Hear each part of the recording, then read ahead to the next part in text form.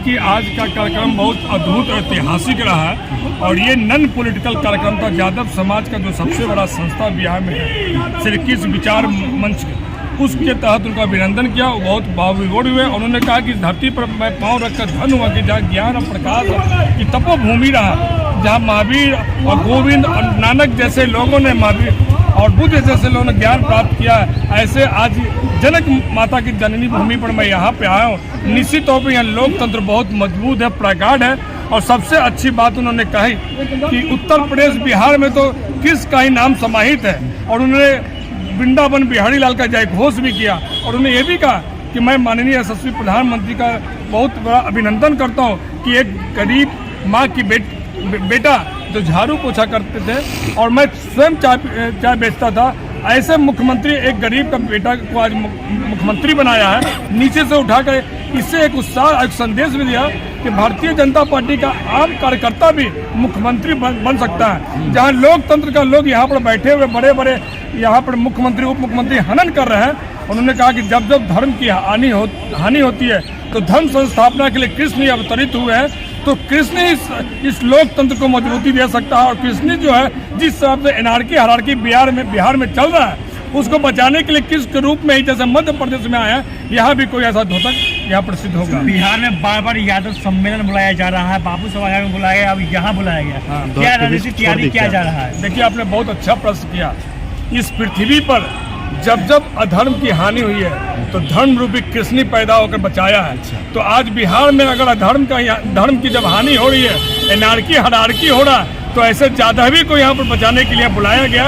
और जादवी एक ऐसा है जो निष्पक्ष और निश्चल और कहीं किसी भी भावना से ग्रसित होकर एक सत्य के रूप में संदेश देना किस के रूप में यहाँ पर लोग को खोजा जा रहा है। ये चुनावी माहौल का एजेंडा स्पष्ट किया जा रहा है? नहीं, कोई चुनावी माहौल नहीं है। ये शुद्ध रूप से नॉन पॉलिटिकल अभिनंदन किया गया। और आप देखे होंगे कि जिस हिसाब से जितना बढ़िया उन्होंने कम शब्दों में सारगर्भित बौद्धिक भाषण दिया है, निश्चित तौर पर युवाओं इससे आत्मसात करेंगे। और गांव-गांव टोला में बहुत से लोगों को मैं पढ़ रहा था, देख रहा था कि लोग रिकॉर्डिंग कर रहे हैं और उस संदेश को गांव-गांव टोला में ले जाएंगे कि जैसे आज लोकतंत्र की हत्या करने के लोग बैठे हुए हैं घोटाला में। और जहाँ था, मैं एक बात कहता हूँ, जब आप राजनीति की बात किए, ये माननीय लालू प्रसाद यादव, मैं उनका बहुत उनका स्वागत करता हूँ। उन्होंने क्या कहा था कि राजा किसी रानी के पेट से पैदा नहीं होगा, राजा किसी खेत खलियान से पैदा होगा, लोकतंत्र के बोर्ड से पैदा होगा। आज क्या हो गया? कहाँ सिद्धांत की बात चले गए? किसने? यही यादव समाज उनके साथ है सर, अभी भी कहीं नहीं, सब भटक रहा है। सब लोकतंत्र के साथ है, कोई परिवारवाद के साथ नहीं है, कोई जात पात के साथ नहीं है। लोकतंत्र ऐसे यशस्वी प्रधानमंत्री के साथ है, ऐसे संदेश वाहक मोहन यादव के साथ है।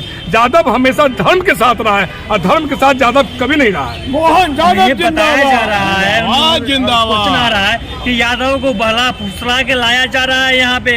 यादव कोई बहकने वाला, कोई बहुआ दूध पिता कोई बच्चा नहीं है। यादव बहुत ज्यादा प्रबुद्ध है, बड़े बड़े डॉक्टर, इंजीनियर, हर तरह की, यहाँ तक कि जो पशुपालक भी है, जो किसान भी, वो भी शिक्षित हो चुके हैं कि मुझे कैसे गुमराह करके यादवों के वोट के भावना से खेला जा रहा है और अपने परिवार दर पड़ा, कहीं बिटिया को, कहीं बउआ को, कहीं बेटा को बुला के। ये लोकतंत्र का स्वागत योग नहीं है।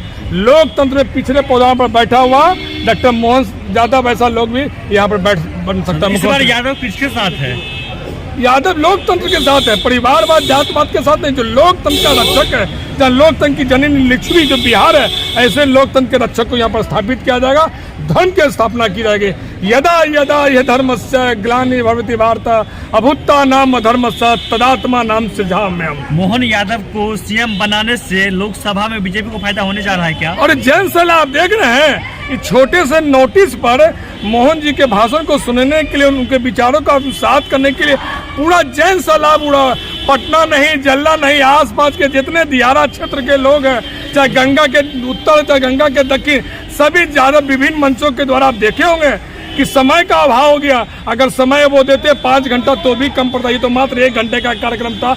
आप देख रहे थे कि बहुत से लोग छूट गए जिनके हाथ में राधा कृष्ण की मूर्ति थी, जिनके हाथ में माखन था, जिनके हाथ में शंख था, जिनके हाथ में मोर पंख था, सब देने के लिए, क्योंकि उनका एक समय का लिमिटेशन मुख्यमंत्री जी का वापस भी जाना कई एक कार्यक्रम है। लेकिन लोग इतने उत्साही से आनंदित हैं कि उन्होंने आभार व्यक्त किया यशस्वी प्रधानमंत्री जी को कि एक ऐसे लाल को पैदा किया, एक ऐसे लाल को यहाँ पर स्थापित किया मुख्यमंत्री में कि वाकई कृष्ण का रूप दिखाई पड़ रहा है। अपना परिचय दे दीजिए सर। मैं संजीव कुमार यादव, निवर्तमान किसान मोर्चा प्रदेश उपाध्यक्ष। मोहन यादव जिंदाबाद।